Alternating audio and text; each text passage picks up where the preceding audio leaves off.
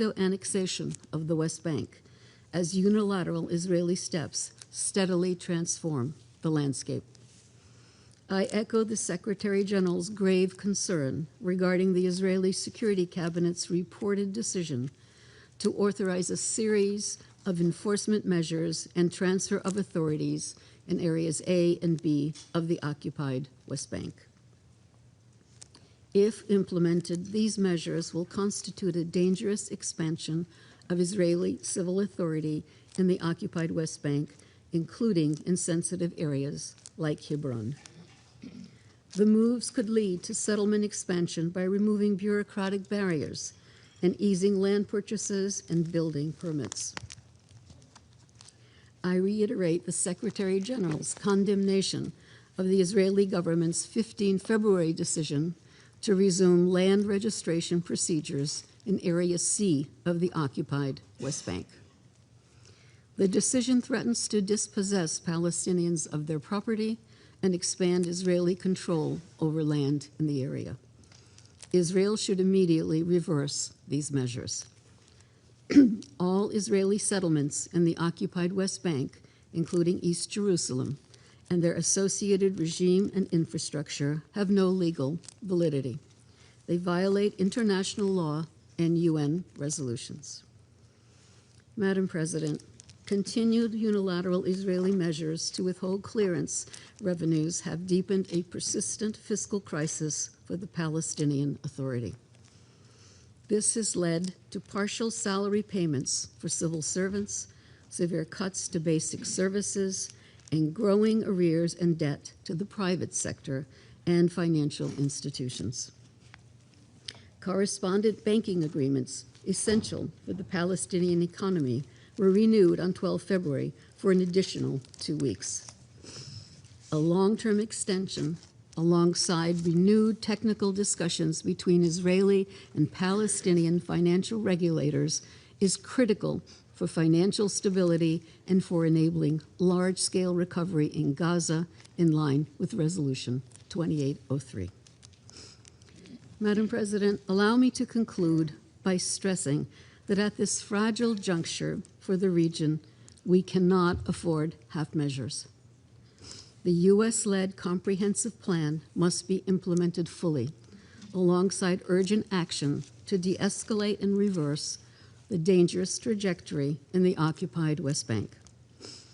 At the same time, we must seize this opportunity to restore a credible political horizon, one that leads to a lasting peace in Gaza, brings an end to the occupation, and realizes a two-state solution in line with international law and relevant United Nations resolutions.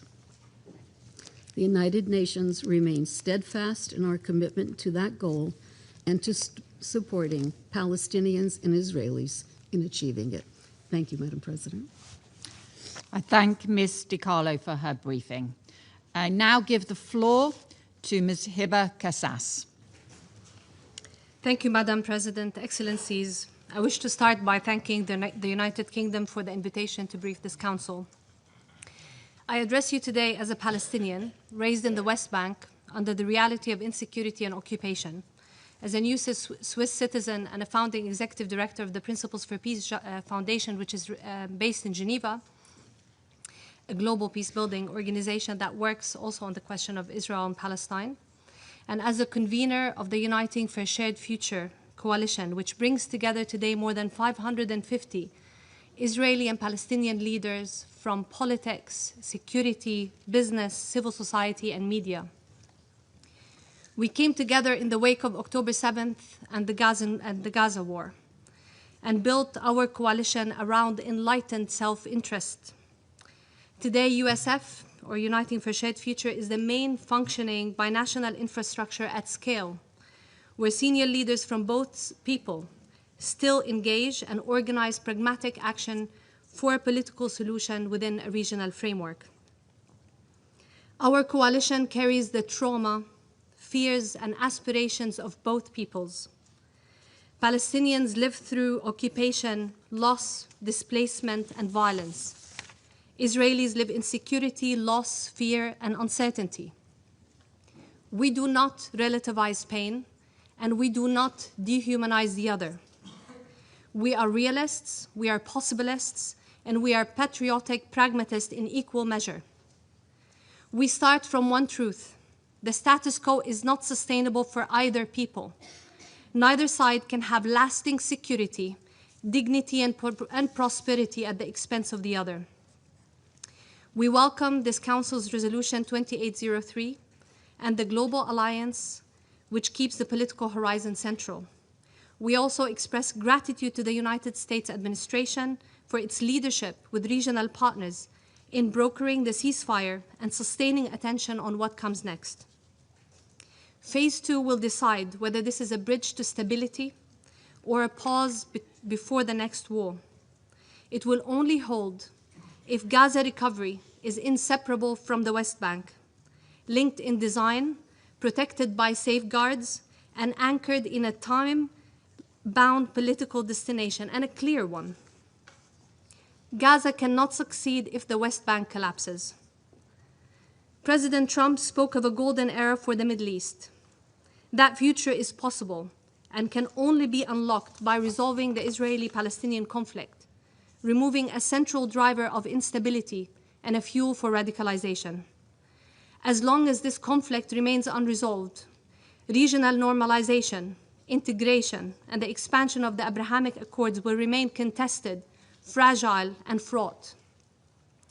This is why success will require an alliance of the willing, prepared to advance the New York Declaration and President Trump's plan through disciplined implementation and investment, mutual accountability, and sustained political cover. Excellencies, the facts are stark. In Gaza, displacement and despair are near total, and access remains constrained at key crossings. In the West Bank, record settler attacks, demolitions, displacement, and accelerating settlement and outpost activity are eroding contiguity by the day, alongside administrative and cabinet measures that facilitate changes in land control and ownership. These actions are dangerous for Palestinians, but they're also dangerous for Israelis, because they fuel insecurity, radicalization, and the collapse of any credible political destination. Our coalition developed immediate confidence-building measures with an implementation pathway to safeguard the political horizon while Phase 2 is underway. I will highlight 7 priorities requiring active engagement by this Council and by the Board of Peace. First, ease movement and access in Gaza and the West Bank, reverse the ban on humanitarian NGOs, operationalize and modernize Gaza crossings, and movement in the West Bank, including routes via Jordan and permits for labor and commerce. Second, restore Palestinian fiscal and banking functionality to prevent the Palestinian Authority collapse, release withheld revenues, restore correspondent banking, and unblock currency circulation so salaries can be paid and the private sector can restart. Third, back political governance and administrative Palestinian Authority reform with realistic expectations and verification, and supporting Palestinian credible elections. Fourth, protect territorial feasibility now to safeguard and advance the political horizon, halting steps that sever contiguity, beginning with freezing E1 and expansion in the southern Jerusalem corridor, as well as stopping changes to land ownership in the West Bank. Fifth, deter violence and incitement on all sides, apply consequences for terrorism, for militia regrouping, and settler violence, and ensure any security and stabilization architecture, including the ISF deployment and disarmament, is verifiable and accountable from day one. Sixth, enable legitimate transitional governance in Gaza, allowing the National Council for the Administration of Gaza to enter Gaza, to succeed, to operate under international political protection, and link that technocratic Palestinian administration in Gaza with the West Bank. Seventh, support an Israeli-Palestinian political dialogue track by starting with what already exists. At Uniting for Shared Future, we've built a dialogue infrastructure and have recently launched in Davos, with the support of the Swiss government, a working group to advance the political horizon. These infrastructures exist, build on what exists. Excellencies, let me be clear about the political destination we believe in. Regional stability, prosperity, and security require a new regional political and security architecture that resolve the Israeli-Palestinian conflict through a non-militarized Palestinian state living side by side in safety and security next to Israel, embedded in an integrated and safer neighborhood. Our coalition is a supportive constituency for the success of Phase 2 in Gaza as a bridge to that horizon. Our offer to the Council is practical and ready to deploy. First, an Israeli-Palestinian political dialogue infrastructure you can use immediately as a nucleus and a shadow dialogue capability when no official channels exist between Israelis and Palestinians. Second, a sounding board for implementation. And third, legitimacy and delivery support, mobilizing public consent and private sector capability. As the main binational coalition of Israeli and Palestinian leaders working for this horizon, the Uniting for Shared Future stands ready to engage with the Board of Peace, with Council members, regional and national partners to help translate political intent into executable steps. I close with gratitude to the United Kingdom Presidency for this platform. And on behalf of our coalition and the Principles for Peace, we welcome the United Kingdom's initiative to host a peace-building conference and launch a peace fund to support civil society in Israel and Palestine. I also wish to thank the governments that have backed our work and our coalition, including the German government, Denmark, Netherlands, Switzerland, Ireland, Belgium, and regional partners who continue to support our capability to support regional dialogue, including the Kingdom of Saudi Arabia. Excellencies, I was raised in a reality where each generation inherits the trauma, the fear, and unfinished business of the last. This is not a strategy, this is a sentence. We can either condemn both people to a perpetual state of insecurity, of loss, of trauma and occupation, or emancipate both people from this reality. As solution-minded leaders, we are committed to work with everything we have for the second, because both our people and the people of the region deserve better. Thank you very much. Thank you. I thank Ms. Kassas for her briefing. I now give the floor to Mr. Nadav Tamir. Madam President, distinguished members of the Security Council, I thank the United Kingdom for convening this session and for the opportunity to address the Council. Ramadan Kareem to all our Muslim members. I appear before you as an Israeli patriot and a Zionist, and as a member of the Israeli-Palestinian Coalition United for Shared Future, a partnership of Israelis and Palestinians who believe that the only viable way to resolve the conflict and to ensure security, dignity, and prosperity for both people is through a two-state solution embedded in a broader regional framework. Despite the profound trauma experienced by both Israelis and Palestinians following the October 7th massacre and the devastating war that followed, this moment presents a historic opportunity, one that must not be missed. The growing sense of urgency within the international community and across the Middle East must be translated into a clear and irreversible pathway toward the demilitarized Palestinian state alongside Israel, anchored in a regional coalition that integrates both Israel and Palestine into the region while marginalizing jihadist and terrorist forces of all sides. This is not only a two-state solution, this is in effect what we at J Street call a 23-state solution. Israel, Palestine, and the 21 Arab states that endorse the Arab Peace Initiative normalizing relations and cooperating for mutual security and prosperity. Importantly, this regional vision is not disconnected from the Israeli public opinion. Surveys by the Accord Center for Social Psychology at the Hebrew University, conducted even during the most difficult periods of the fighting, revealed that a majority of the Israeli public would accept a Palestinian state if embedded within a comprehensive normalization agreement between Israel and the Arab states. Approximately 61% of the public prefer separation from the Palestinian over annexation. This data indicates that ultimately, even when the winds of war are blowing, the Israeli public is much more realistic than its current leadership. Israelis understand that the path to security passes through normalization, which will include the establishment of a Palestinian state alongside Arab normalization of relations with the State of Israel. This is why Gaza cannot be treated as an isolated arena. There is now broad recognition that what happens in Gaza does not stay in Gaza. It spreads throughout the region and beyond.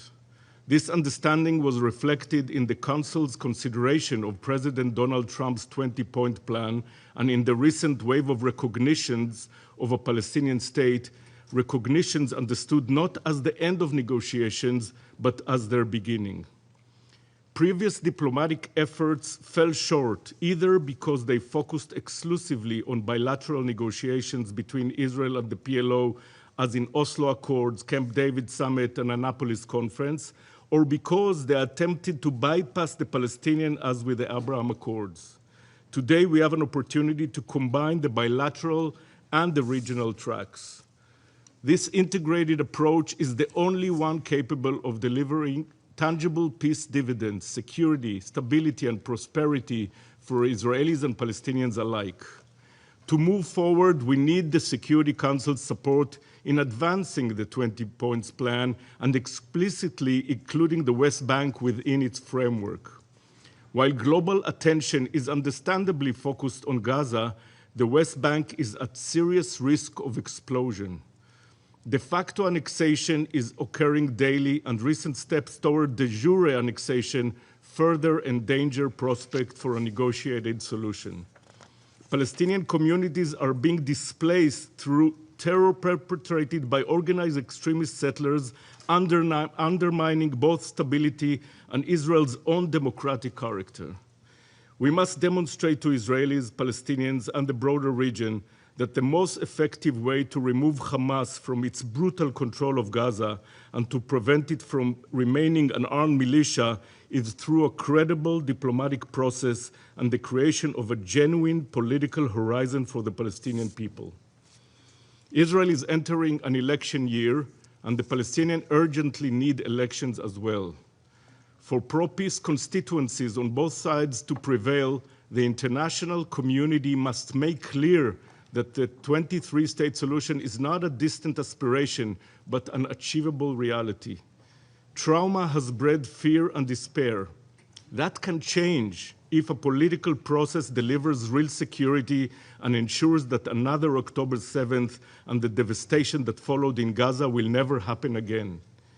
We stand at a crossroads between annexation and expulsion, which would lead to endless bloodshed, or a negotiated future grounded in a mutual recognition and regional integration.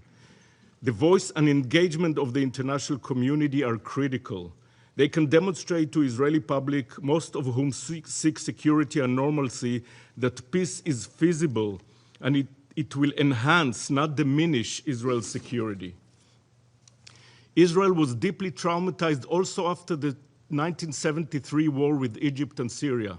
Yet within a few years, we achieved peace with Egypt.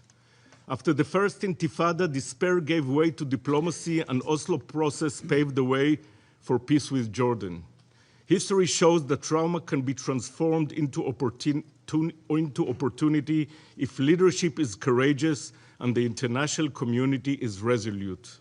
Some Israelis argue that recognizing a Palestinian state alongside Israel would reward Hamas.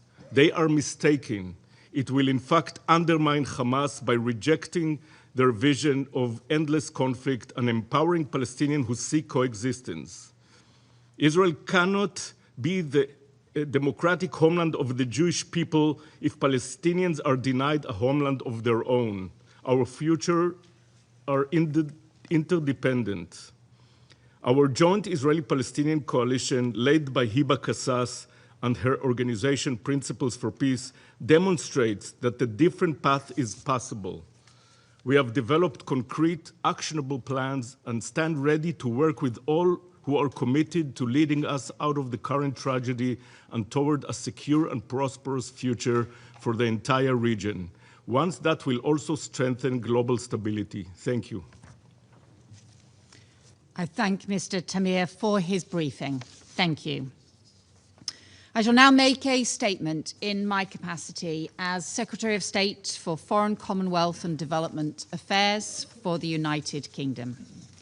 So, colleagues, let me begin by welcoming my fellow ministers joining today's session and also by thanking Undersecretary General Di Carlo for her briefing, as well as Yvette Cooper and Nadav Tamir for their powerful remarks, which remind us of the opportunity that lies before us, an opportunity to end the cycle of violence and suffering and to build a better future, free from terror, free from occupation, and to bring lasting peace and security to the region, and to come together in the very spirit of this United Nations.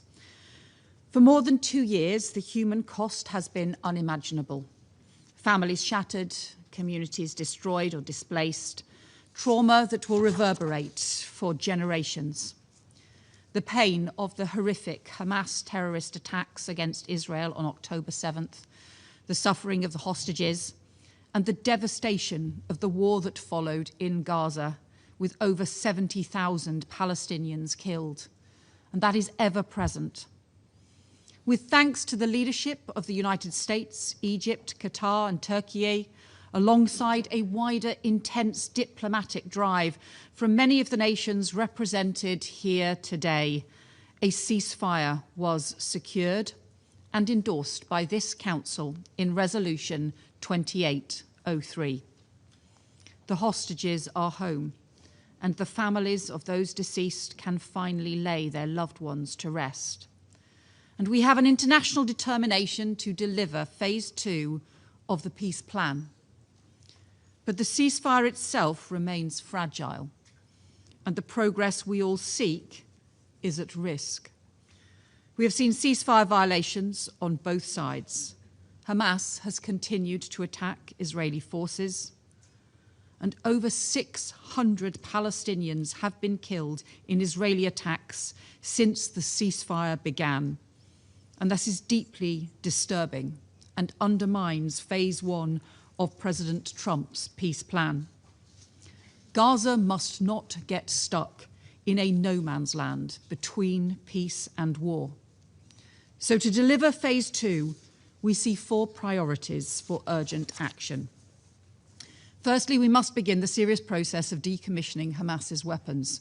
In line with the 20-point plan, Hamas must destroy its terrorist infrastructure and weapons production sites as a first step towards full demilitarization, and we stand ready to play our part. Hamas must have no future role in the running of Gaza, because that is crucial for the security of Israelis and Palestinians alike. Alongside this, we need to see the Palestinian police strengthened, the International Stabilization Force deployment, and IDF withdrawal from the Strip. Second, we need to build stable Palestinian governance. The National Committee for the Administration of Gaza must be supported to succeed. This crucial body, which was included alongside the Board of Peace in Resolution 2803, now needs to be supported to deliver for the Palestinian people, leading day-to-day service, delivery and recovery efforts, establishing its legitimacy and credibility. That is the best way to weaken Hamas and render them irrelevant. And there must be a clear plan for the links and transition from the committee to a reformed Palestinian Authority, because Palestine must be run by Palestinians. Third, we must prevent the destabilization of the West Bank and preserve the viability of a Palestinian state. We have seen the Palestinian economy face strangulation, including the Israeli government withholding some of the Palestinian Authority's own tax revenues. We are witnessing an all-time high of Israeli settlement expansion and settler violence in flagrant breach of international law, with Palestinian families and communities driven from their homes, beaten while farming their own land, attacks that sow terror among civilians. This is deeply, deeply wrong, and a clear contravention of the resolutions of this Council, and counterproductive. It only makes the Israeli and Palestinian people less secure. Fourth, and most important of all, most immediately, we must address Gaza's catastrophic humanitarian situation. Families repeatedly displaced are spending this winter desperately seeking shelter amidst the rubble, without electricity, without water supplies or health care. Children have frozen to death and died while waiting medical evacuations. This is unconscionable, and crucially, it is preventable. To address these dire needs, the United Kingdom has contributed over $100 million for humanitarian support in Gaza this year. Since the ceasefire, aid flows have increased, and more crossings are partially reopened. But the level of need cannot be met unless more restrictions are lifted, covering essential medical equipment, components for field hospitals, basic shelter items, because delays and restrictions cost lives. And we also risk now going dangerously backwards. The Israeli government policy of deregistering and shutting down the operations of international NGOs in Gaza, including British organisations like Save the Children, risk choking off essential access to people in desperate need and closing fragile health facilities. So we need an urgent change in course. So I urge the authorities to urgently ensure that experienced and long-standing organisations can continue to operate. And the UN and its partners must remain at the heart of the response throughout the whole of Gaza, including the proper protection of all UNRWA and UN staff, premises and operations. Colleagues, last September I came to the UN and alongside allies affirmed the UK's recognition of the State of Palestine.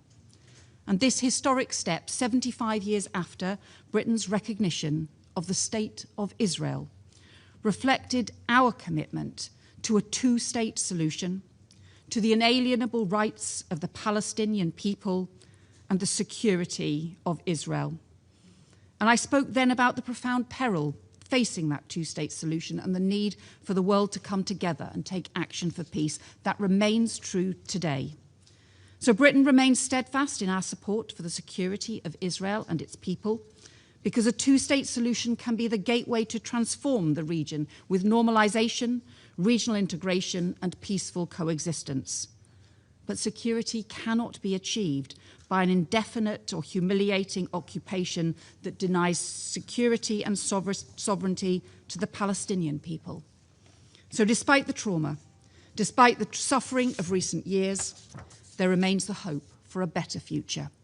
And as we have heard from the powerful testimonies of our civil society briefers today, in March this year, the UK will hold a peace-building conference to bring together Israel and Palestinian civil society leaders to build trust and challenge divisions, because peace is not built just by governments but by whole societies. The UK has its own experience of peace-building in Northern Ireland, which was a conflict many said could never be resolved, and communities many said could never coexist. There are other members of this council who have equivalent or deeper insights.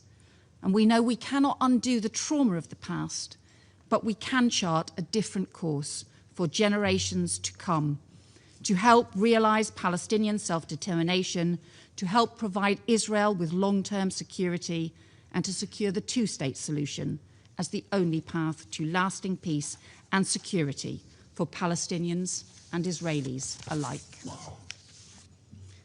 Thank you. I resume my function as President of the Council. I now give the floor to His Excellency Mr. Mohammed Ishaq Dar, Deputy Prime Minister and Minister for Foreign Affairs of Pakistan.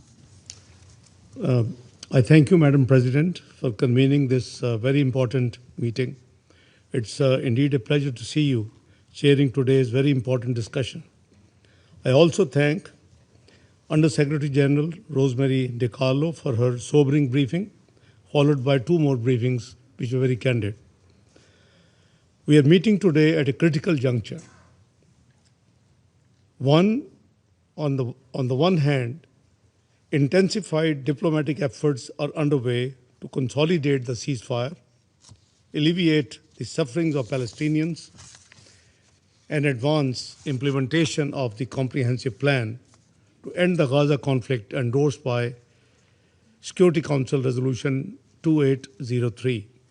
On the other hand, Israel's continued ceasefire violations, annexations attempts, and illegal actions across the occupied Palestinian territories continue to undermine these efforts and threaten prospects for a just and lasting peace.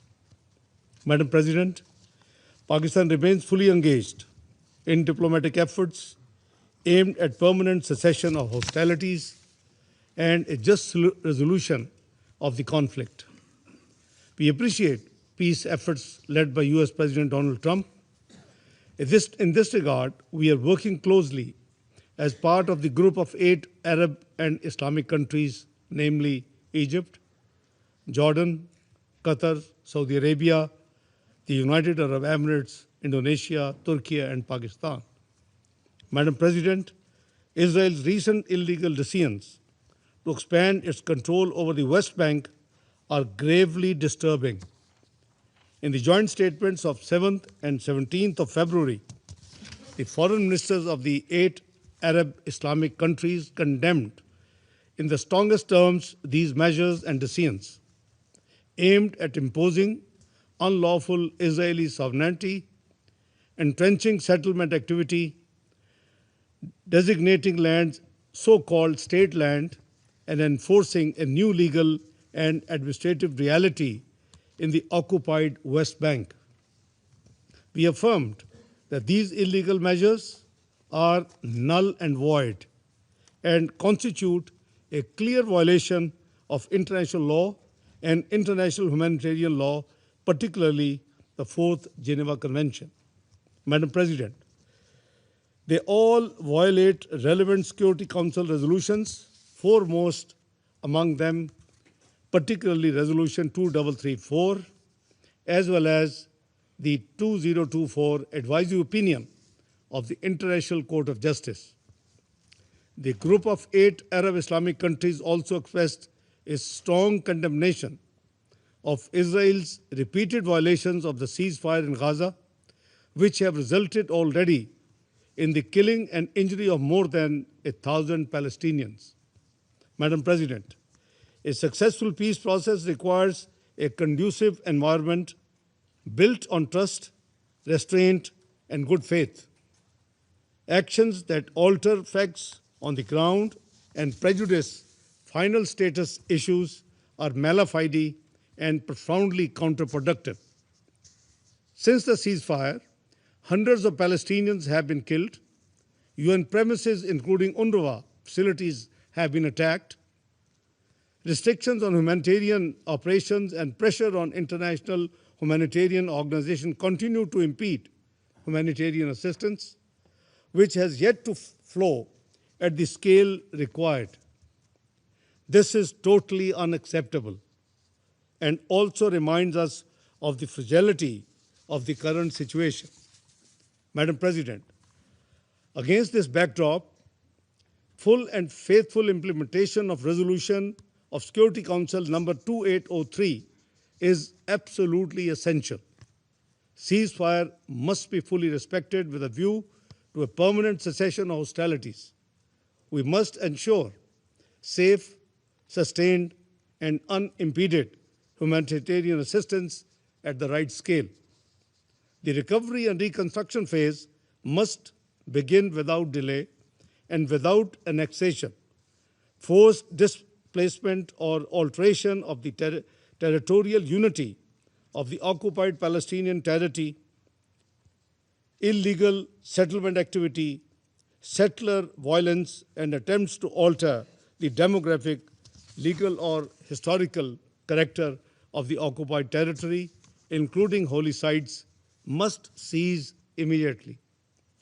And it is imperative, Madam President, to advance a credible, irreversible, and time-bound political horizon leading to Palestinian statehood in accordance with international legitimacy.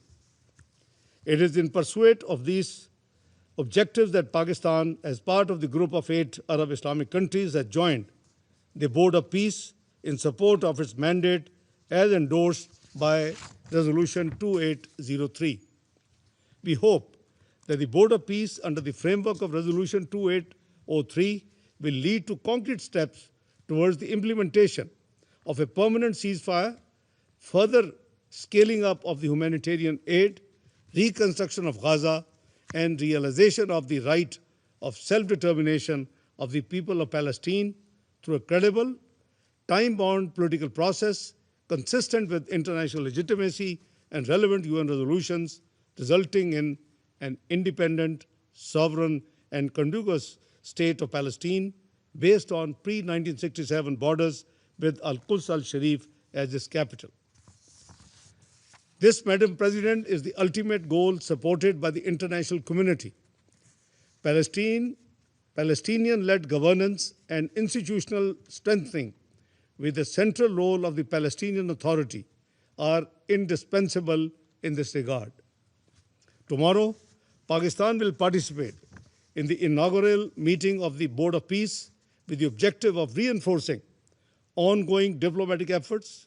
We engage in this process with the firm conviction that sustained diplomacy, anchored in international law, including the UN Charter, and guided by accountability, provides the only viable pathway to a just and lasting peace in the Middle East.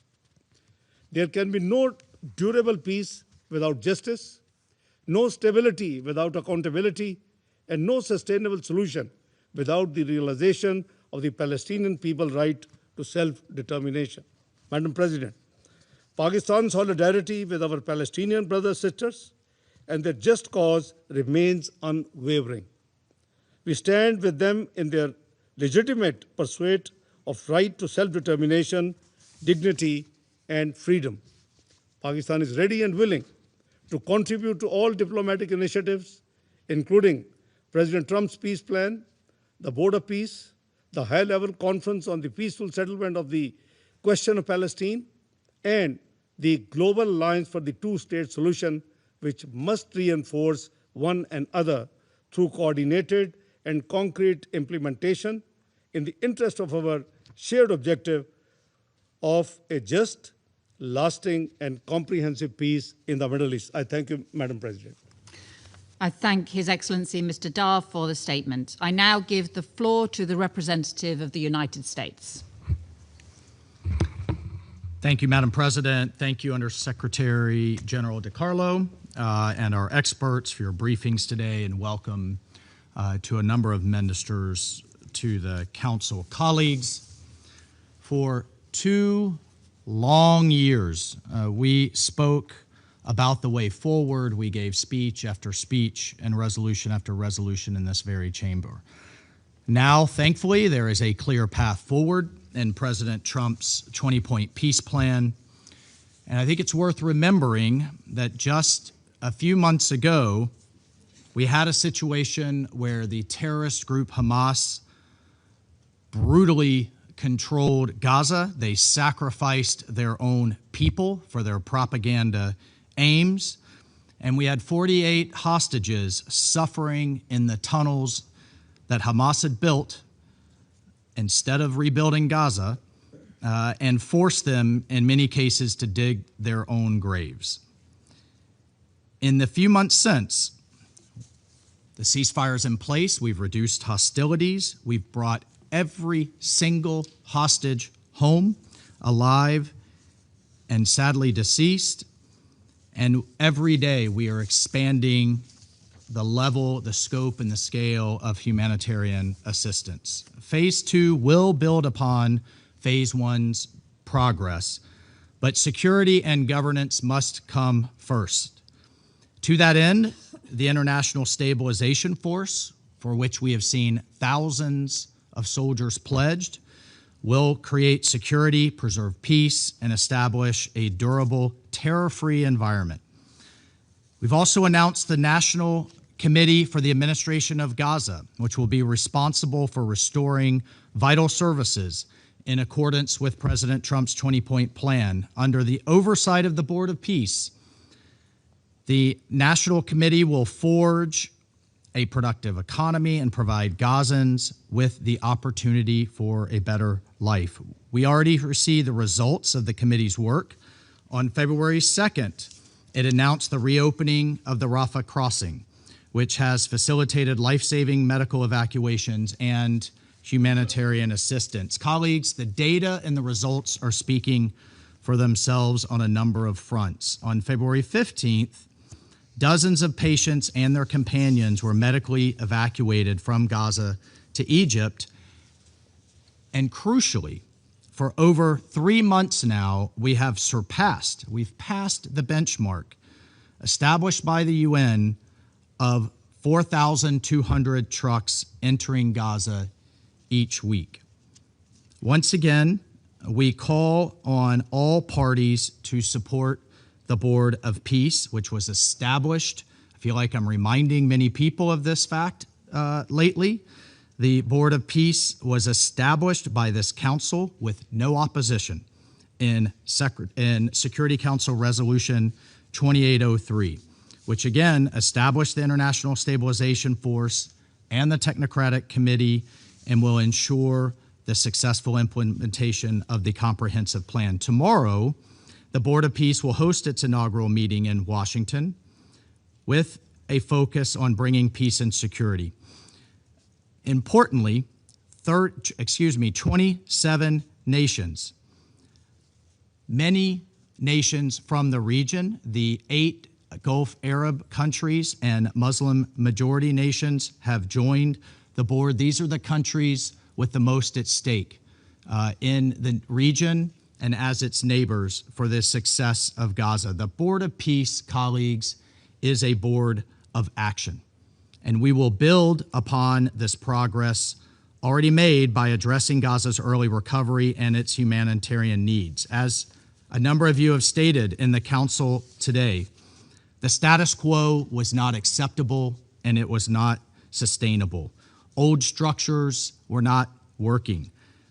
To that end, the board will announce tomorrow over $5 billion in pledges for rebuilding. Colleagues, the board is not talking, it's doing. And look, we are hearing the chattering class criticizing the structure of the board, that it's unconventional, that it's unprecedented. Again, the old ways were not working. We had choices of Hamas continuing to control Gaza, an occupation of Gaza, or a new way. Thank you, colleagues, for choosing that new way and giving it a chance. And we call on the member states to work with the board and commit to Gaza's reconstruction. We call on member states to commit your time and your treasure in a meaningful, tangible way to back the speeches and rhetoric that we've heard in this body. But before reconstruction can move forward, Hamas must and will disarm. All military, terror, and offensive infrastructure, including tunnels and weapon production facilities, must be destroyed and not rebuilt, and Gaza must be demilitarized and de-radicalized. There will be no more October 7th, and there prayerfully will be no more war. Reconstruction cannot and will not take place in areas where Hamas has not demilitarized. Many of you today and in the media have thanked President Trump for his vision and his tenacity in putting this plan in place. As chair of the Board of Peace, we are confident that we will see an era of security, prosperity, and opportunity for the Middle East emerge. Thank you, Madam Chair. I thank the representative of the United States for the statement. I now give the floor to the representative of Somalia. Thank you, Madam President. Let me begin by expressing our sincere appreciation to the United Kingdom for convening this timely, important, and high-level briefing on the Middle East. We also want to thank Her Excellency the Right Honorable Ms. Yvette Cooper, the Secretary of State for Foreign, Commonwealth, and Development Affairs of the United Kingdom. We also want to thank Under Secretary General Ms. DiCarlo for their briefings. And we have also acknowledged and thank the contributions of the civil society briefers, mainly Ms. Hiba Qasas and Mr. Nadaf Tamir. We also welcome the participation of the Deputy Prime Ministers and Foreign Affairs for Pakistan and Jordan, as well as the Minister of Foreign Affairs of Egypt and Indonesia in this meeting. We meet today again at the moment of a grave crisis in the occupied Palestinian territory.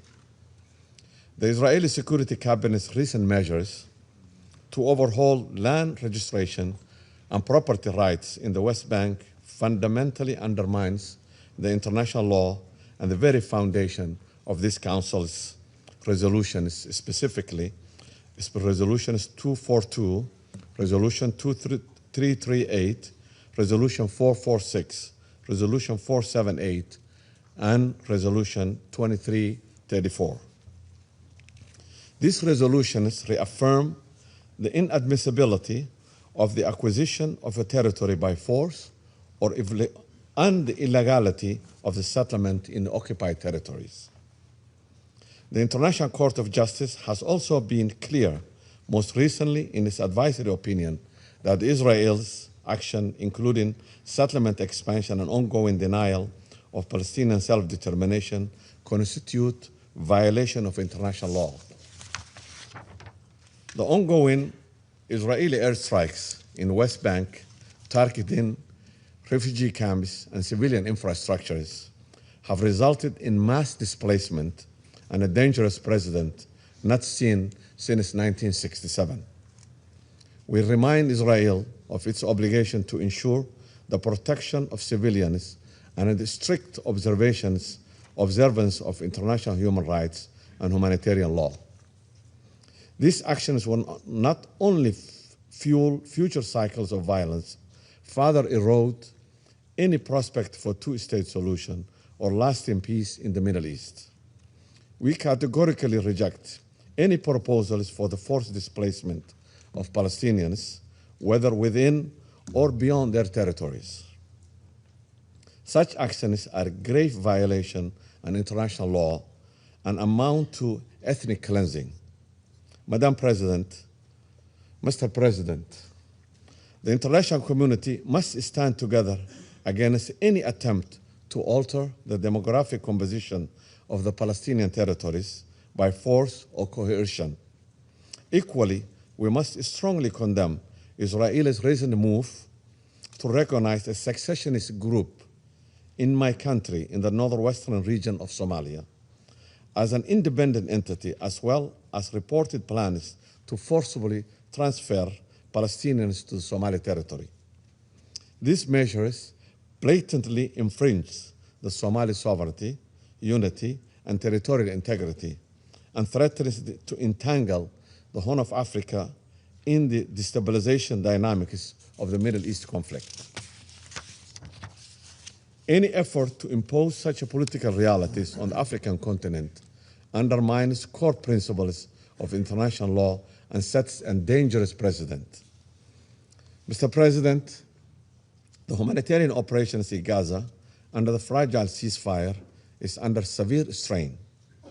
Aid convoys face repeated delays as the key crossings and fuel shortage have crippled hospitals and shelters.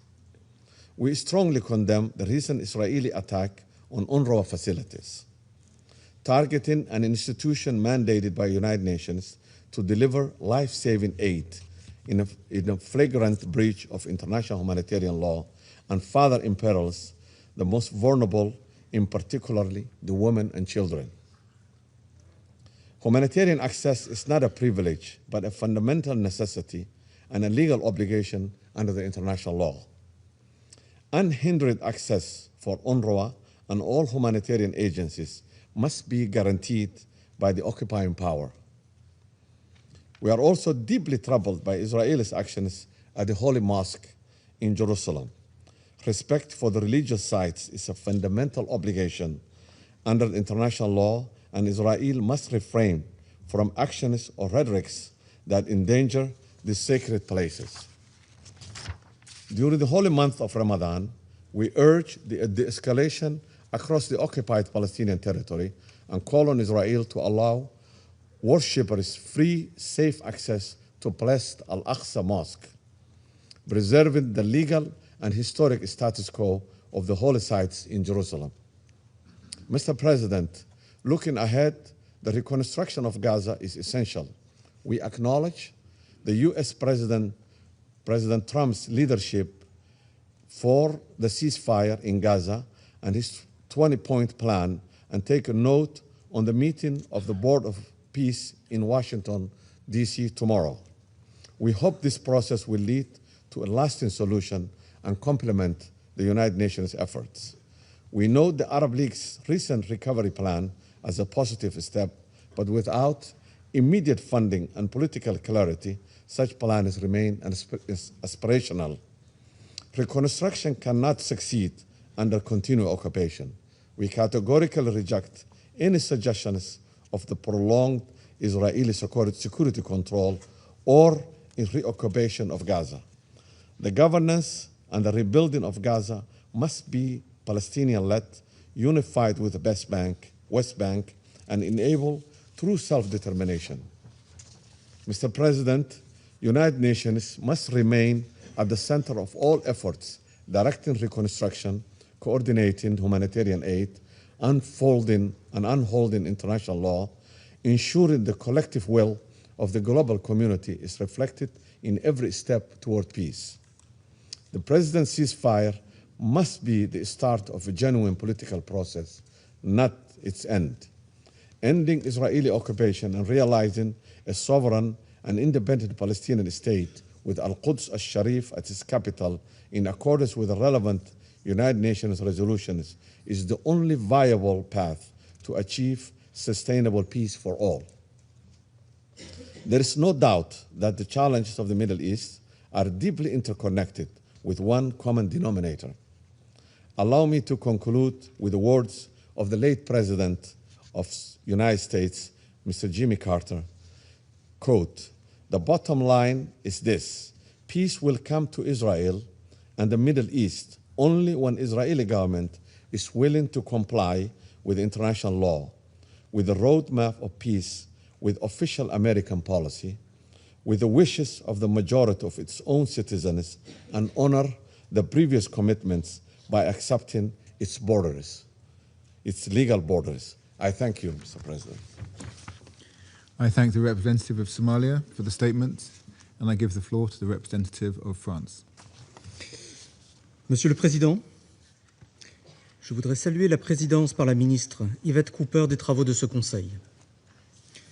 Je voudrais également saluer la participation aujourd'hui du vice-premier ministre et ministre des Affaires étrangères du Pakistan, des ministres des Affaires étrangères de l'Indonésie, de l'Égypte, de la Jordanie et d'Israël, ainsi que des représentants de la Palestine, de l'Arabie saoudite, de la Syrie, du Qatar, de la Turquie et des Émirats arabes unis.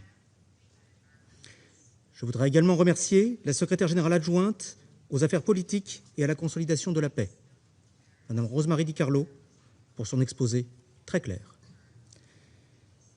Je remercie enfin Mme Hiba Kassas et M. Nadaf Tamir pour leur présentation qui apporte une contribution précieuse au débat de ce Conseil. Et je salue l'engagement de leur coalition dans l'appel de Paris du 13 juin 2025. Monsieur le Président, nous l'avons réaffirmé avec force en adoptant la déclaration de New York le 22 septembre 2025. Nous soutenons la perspective de deux États vivant côte à côte, en paix et en sécurité. Depuis lors, et avec l'engagement des États-Unis, la possibilité de mettre fin au cauchemar ouvert le 7 octobre 2023 est une option réaliste. Il faut s'en réjouir. Il nous faut y travailler. avec le rapatriement de la dépouille du dernier otage israélien et l'engagement de la deuxième phase du plan de paix, une fenêtre d'opportunité s'est ouverte qu'il serait irresponsable de laisser se refermer. Monsieur le Président, la Cisjordanie traverse une situation d'une gravité sans précédent qui menace les perspectives de paix, alors même que des efforts diplomatiques déterminants sont engagés sur Gaza. La France rappelle que l'avenir de la Cisjordanie et l'avenir de Gaza sont indissociables. Toute fragilisation de l'une compromet la stabilité de l'autre. Nous condamnons fermement les décisions du cabinet de sécurité israélien visant à étendre le contrôle d'Israël sur la Cisjordanie, notamment sur les zones A et B. Ces décisions sont contraires au droit international et remettent gravement en cause les accords d'Oslo et le protocole d'Hébron. Ces mesures, de même que le lancement d'un processus d'enregistrement foncier en Cisjordanie, décision inédite depuis 1967, ou encore l'approbation du projet E1, E1, s'inscrivent dans une dynamique d'annexion que nous rejetons sans réserve. Elle porte atteinte à la continuité territoriale d'un futur État palestinien viable. Elle porte atteinte à la solution à deux États. Elles aggravent la situation déjà précaire de l'autorité palestinienne, dont la viabilité est menacée par les restrictions sur les correspondances bancaires et la rétention des recettes fiscales par Israël. La France appelle Israël à revenir immédiatement sur ces décisions. Nous dénonçons la recrudescence des violences de colons, des démolitions, des expulsions et des déplacements forcés frappant des milliers de familles palestiniennes en Cisjordanie et à Jérusalem-Est. Nous sommes vivement préoccupés par la situation de l'UNRWA. Les mesures législatives ciblant l'agence et la démolition de son siège à Jérusalem-Est constituent des actes sans précédent contre une institution de l'ONU et fragilisent sa capacité à fournir des services essentiels aux Palestiniens. La France appelle Israël à lever les restrictions entravant les opérations de l'UNRWA ainsi qu'à garantir la protection de ses locaux. Monsieur le Président, à Gaza, la priorité est de répondre à l'urgence humanitaire. Plus, beaucoup plus, doit être fait dans le respect des principes de l'action humanitaire. Nous appelons Israël à lever tous les obstacles à l'acheminement de l'aide partout dans l'enclave et à permettre à l'ensemble des acteurs humanitaires, à l'ONU comme aux ONG internationales, de poursuivre leurs actions sur le terrain. Mais il importe également de travailler à une solution politique. Dans la continuité de l'adoption de la résolution 2803 de ce Conseil, la France salue les efforts des États-Unis, de l'Égypte, du Qatar et de la Turquie dans la mise en œuvre de la deuxième phase du plan Trump, qui doit permettre la reconstruction de Gaza, le désarmement du Hamas, une sécurité durable pour Israël et le retour à Gaza d'une autorité palestinienne réformée. L'entrée en fonction du Comité national pour l'administration de Gaza est un développement positif qui doit rapidement conduire à son déploiement sur le terrain. La réouverture partielle du point de passage de Rafah, avec le redéploiement de la mission européenne EBAM, ainsi que le redéploiement de l'autorité palestinienne, constitue aussi une étape importante. La France y contribue directement par le déploiement de personnel de la gendarmerie nationale. Monsieur le Président, nous appelons l'ensemble des parties à la responsabilité. Les avancées fragiles à Gaza ne sauraient coexister avec des décisions qui, en Cisjordanie, sapent les fondements de la solution à deux États. La France, dans l'esprit de la déclaration de New York, restera pleinement engagée pour la préservation de cet horizon politique fondé sur le droit international et les résolutions de ce Conseil. Je vous remercie. I thank the representative of France for the statement, and I give the floor to the representative of the Russian Federation. Господин председатель, признательны заместителю генерального секретаря Розмари Ди Карло за брифинг по ситуации на Ближнем Востоке. Внимательно выслушали оценки представителей гражданского общества.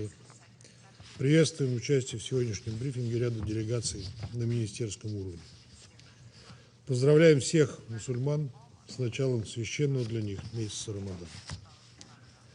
Господин председатель, очередное заседание Совета Безопасности по ситуации на Ближнем Востоке проходит в контексте чрезвычайно опасных обстоятельств, вновь вызванных противоправными решениями израильского руководства применительно к оккупированной палестинской территории.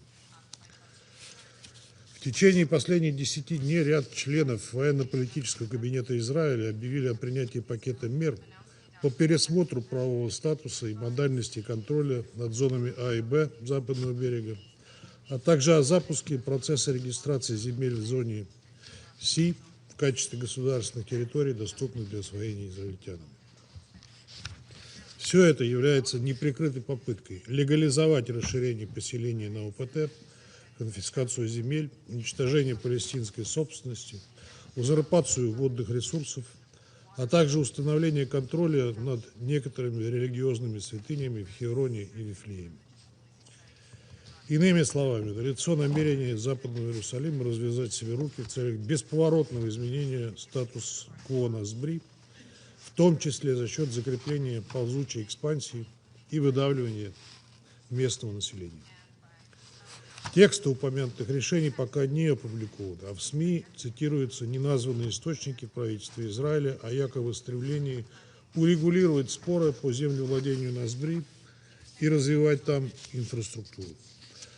Однако истинный замысел, закамуфлированный под эти лозунги, заключается именно в том, чтобы окончательно перечеркнуть известную международно-правовую основу БУ с ее ключевым элементом в виде двухгосударственной формулы. Показательно в данном контексте откровенно провокационное заявление министра финансов Израиля Бецалеля Смотрича о намерении продолжить поселенческую революцию и искоренять саму идею государства Палестины. Исходим из того, что упомянутый произвольный пакет административных мер в случае его реализации будет означать прямое нарушение комплекса договоренности Осло-2 1995 года, включая Хевронский протокол от 1997 года и меморандум Вай-Ривер от 1998 года. Все эти документы были подписаны действовавшими в то время премьер-министрами Израиля, включая нынешнего главу правительства Биньямина Нетаньяху, ратифицированы Кнессетом, распространены израильтянами и палестинцами в качестве официальных документов ООН. Господин председатель, с сожалением и тревогой фиксируем, что Израиль под различными предлогами, будь то обеспечение безопасности или борьба с терроризмом, продолжает нарушать свои договорные обязательства, требования к оккупирующей державе, а также положения профильных решений Совета Безопасности и Генеральной Ассамблеи, включая резолюцию Совета 2334 и одобренную Генассамблеей Нью-Йоркскую декларацию в поддержку двухгосударственного решения. Подобное игнорирование международного права и политика создания необратимых фактов на земле вызывают оторопь и неприятие среди большинства членов мирового сообщества. Российская Федерация, как и многие из присутствующих в зале Совета Безопасности, безоговорочно осуждает попытки Западного Иерусалима распространить израильскую юрисдикцию и механизмы контроля на СБРИ, включая Восточный Иерусалим. Разделяем озвученные генеральным секретарем призывы к израильскому руководству пересмотреть свой курс и отказаться от дальнейших мер, подрывающих перспективы двухгосударственного решения. Жаль только, что у него не хватило смелости осудить эти решения. Мы готовы поддержать любые возможные идеи наших ближневосточных и региональных партнеров, в том числе по выработке единой позиции Совета Безопасности и Генассамблеи ООН на этот счет. Убеждены, что израильским властям пора осознать безальтернативность мирного урегулирования конфликта и прислушаться к голосам тех, кто искренне желает восстановления подлинного мира и процветания на Ближнем Востоке. Господин председатель, рассматривая опасные тенденции на западном берегу, включая Восточный Иерусалим, в увязке с не менее тревожной обстановкой в другой неотъемлемой части будущего палестинского государства в секторе Газа. В частности, вынуждены констатировать отсутствие существенного прогресса в выполнении резолюции Совета Безопасности 2803 в поддержку мирного плана президента Трампа по Газе. Безусловно, прекращение огня в Газе, освобождение всех израильских заложников и части палестинских заключенных стало важным и долгожданным событием. Нельзя недооценивать значимость остановки чудовищного кровопролития в анклаве, однако, судя по поступающей информации, массовая гибель палестинцев в Газе продолжается. С 10 октября жертвами израильских ударов стали свыше 600 человек. Как следует из регулярных сводок ООН, сохраняются и проблемы с доставкой гуманитарной помощи в анклав, в том числе из-за израильских отказов или задержек на прохождение гуманитарных конвоев. А непосредственно в тюрьмах Израиля по-прежнему удерживаются тысячи палестинцев, в отношении которых, помимо существующего ограничения доступа международных гуманитарщиков, вынашиваются планы ввести смертную казнь. Рассчитываем, что недвусмысленные призывы к деэскалации как в Газе, так и на Сбри будут в той или иной форме озвучены в ходе запланированной на завтра в Вашингтоне серии мероприятий по линии Совета мира, одним из участников которого недавно стал сам Израиль. По-прежнему ожидаем от американских коллег информации по параметрам будущего присутствия международных стабилизационных сил в Газе. Спустя 3 месяца после принятия резолюции 2803 мы, наравне с другими коллегами по Совету, не располагаем конкретикой на этот счет. В свою очередь, хотели бы вновь подтвердить, что Россия в качестве постоянного члена Совета Безопасности ООН продолжит твердо отстаивать принципы справедливого урегулирования палестино-израильского конфликта в соответствии с резолюцией МСБ и Генассамблеи на основе одобренной международными решениями формулы 2 государств. Исходим из необходимости активизации международных усилий по восстановлению политического горизонта в деле решения палестинской проблемы. Итогом таких коллективных шагов должно стать создание суверенного государства Палестина в границе 1967 года со столицей в Восточном Иерусалиме, сосуществующей в мире и безопасности с Израилем. Благодарю вас. I thank the representative of the Russian Federation for the statement, and I give the floor to the representative of Liberia.